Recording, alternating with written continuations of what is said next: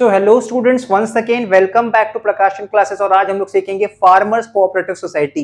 जैसे कि नाम बता रहा है, फार्मर्स कोऑपरेटिव सोसाइटी फार्मर्स को प्रोटेक्ट करने के लिए ही बनाया गया है। ठीक है, हमारे इंडिया में बहुत सारे फार्मर्स हैं जो बहुत गरीब हैं, जो अफोर्ड नहीं कर सकते कि वो ज्यादा महंगा मशीनरीज परचेज कर सके, ट्रैक्टर परचेज कर सके, high yielding variety seeds that is HYV seeds use कर सके, फर्टिलाइजर्स अच्छे क्वालिटी का यूज कर सके। ठीक है, उनके लिए बनाया गया है farmers cooperative society. Let's take an example. देखो एग्जांपल क्या है, सपोज स्मॉल फार्मर्स है या पुअर फार्मर्स है। ठीक है, ये लोग हो गए हमारे पुअर फार्मर्स। पुअर फार्मर्स, इनके पास फाइनेंशियली ये लोग बहुत ज्यादा ही लो साउंड करते हैं, मतलब इनके पास कैपिटल बहुत ज्यादा नहीं है। इनके पास क्या है ना, अपना अपना सेपरेट लैंड एरिया है। ठीक है, सपोज ये कल्टीवेशन के लिए लैंड एरिया है इस फार्मर के पास, और ये इसका लैंड है जहां पे ये लोग अपना खेती बाड़ी करते हैं। ठीक है, नाउ क्या हो रहा था कि जो इस फार्मर का लैंड था और जो इस फार्मर का लैंड था, ये दोनों एकदम आसपास था। ऐसे ही होता है, देखो जो फार्मिंग लैंड होता है ना, वो आसपास होता है। इधर किसी का जमीन है तो उधर किसी और का जमीन है। अब प्रॉब्लम क्या था कि चारों तरफ तो एक बाउंड्री था, अपना अपना लैंड का चारों तरफ सबने बाउंड्री बना रखा था। तो इसने भी अपना लैंड के चारों तरफ बाउंड्री बनाया था ना। हो क्या रहा था कि बाउंड्री वाला जो एरिया है ना, वहां पे कल्टीवेशन नहीं हो सकता।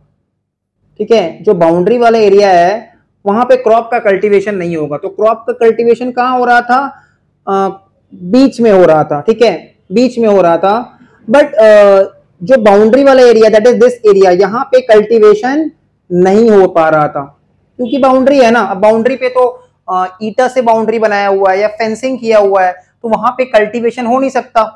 तो और उसके अलावा जो इनका जो खुद का जो प्रॉपर जो एरिया बच रहा था, उसके बाद फेंसिंग के बाद बाउंड्री के बाद जो एरिया बच रहा था, वो बहुत जगह कम पड़ जा रहा था, और उसके बाद उसमें वेस्टेज भी ज्यादा हो रहा था। ठीक है, प्लस इनके पास क्या था कि बहुत ज्यादा पैसा नहीं था कि लोग अपने ट्रैक्टर परचेज कर सके। ठीक है, अच्छा फर्टिलाइजर्स परचेज कर सके, अच्छा वैरायटी ऑफ सीड्स परचेज कर सके। तो इन्होंने क्या सोचा कि हमारे पास इतना सारा प्रॉब्लम्स आ रहा है, एक तो वेस्टेज बहुत ज्यादा आ रहा है, ये बाउंड्री के कारण हम बाउंड्री पे प्रोडक्शन कर नहीं सकते। तो क्या हुआ कि बहुत सारे फार्मर्स ने मिलके अपना अपना लैंड को कोऑपरेटिव सोसाइटी को दे दिया। ठीक है, नाउ इनके पास आ गया अब एक बड़ा लैंड एरिया। ठीक है, सपोज ये हो गया फार्मर्स का लैंड कलेक्टिवली, इन्होंने फेंसिंग हटा दिया। ठीक है, और पूरा बिजनेस चला गया कोऑपरेटिव सोसाइटी के नाम पे। तो फार्मर्स कोऑपरेटिव सोसाइटी क्या करेगा, ये जो पहले इसके पास सेपरेट लैंड एरिया था, इसने इसका सेपरेट बाउंड्री था, इसका सेपरेट लैंड एरिया था, इसका सेपरेट बाउंड्री था। तो इन्होंने क्या किया कि बाउंड्री वाला सिस्टम को ही हटा दिया। ठीक है, जैसे सपोज पहले ऐसे था, ये सेपरेट लैंड था, ये सेपरेट लैंड था, ये सेपरेट लैंड था। ठीक है, तो इन्होंने क्या किया कि बाउंड्री को हटा दिया। अब ये क्या बन गया, एक कॉमन एरिया।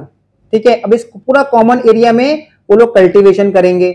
अब क्या हो गया कि जगह बड़ा हो गया, बाउंड्री हटने के बाद क्या हो गया कि जगह बड़ा हो गया, अब ज्यादा कल्टीवेशन हो सकता है। ठीक है, कल्टीवेशन ज्यादा होगा, बाउंड्री वाला जगह हट गया। ठीक है, अब ये लोग मिलके बिजनेस कर रहे हैं कोऑपरेटिव सोसाइटी में। मान लो बहुत सारे फार्मर्स लोग मिलके अपना अपना कल्टीवेशन कर रहे हैं, तो लोग मिलके क्या हो सकता है कि अच्छा मशीनरीज परचेज कर सके। ठीक है, महंगा मशीनरीज को ये लोग मिलके परचेज कर पाएंगे। ठीक है, मशीनरीज परचेज कर पाएंगे, अच्छा फर्टिलाइजर्स खरीदेंगे ये लोग मिलके। ठीक है, क्योंकि अलग अलग तो ये लोग अफोर्ड नहीं कर पा रहे थे ना, तो मशीनरीज ये लोग परचेज कर रहे हैं, ट्रैक्टर, मॉडर्न इक्विपमेंट्स। ठीक है, ट्रैक्टर हो गया, फिर अदर मॉडर्न इक्विपमेंट्स जिसके द्वारा कल्टीवेशन किया जाता है, वो सब मिलके लोग परचेज कर पाएंगे।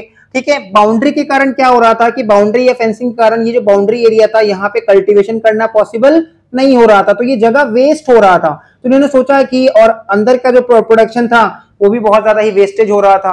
ठीक है, तो इन्होंने सोचा कि चलो मिलके कल्टीवेशन करते हैं। ठीक है, मिलके कल्टीवेशन करेंगे, जो भी आउटपुट आएगा मिलके बेचेंगे। ठीक है, बेचने के बाद जो भी प्रॉफिट आएगा वो आपस में बांट लेंगे।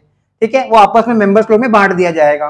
तो इस तरह से फार्मर्स कोऑपरेटिव सोसाइटी सामने आया। तो फार्मर्स कोऑपरेटिव सोसाइटी सामने आया ताकि कलेक्टिवली ये लोग अपना लैंड को इकट्ठा करके कलेक्टिवली कल्टीवेशन कर सकें और अच्छा वैरायटी ऑफ सीड्स, अच्छा मशीनरीज, अच्छा मॉडर्न इक्विपमेंट्स, ट्रैक्टर्स यूज कर सके, जिससे इनका प्रोडक्शन ज्यादा हो सके। और जब प्रोडक्शन ज्यादा होगा तो प्रोडक्ट भी ये लोग बल्क में ज्यादातर बेचेंगे, और जब ज्यादा बेचेंगे तो प्रॉफिट ज्यादा आएगा, प्रॉफिट आएगा तो फार्मर्स विल ग्रो। ठीक है, तो this was the objective of farmers cooperative society. Now let's look at the theory portion.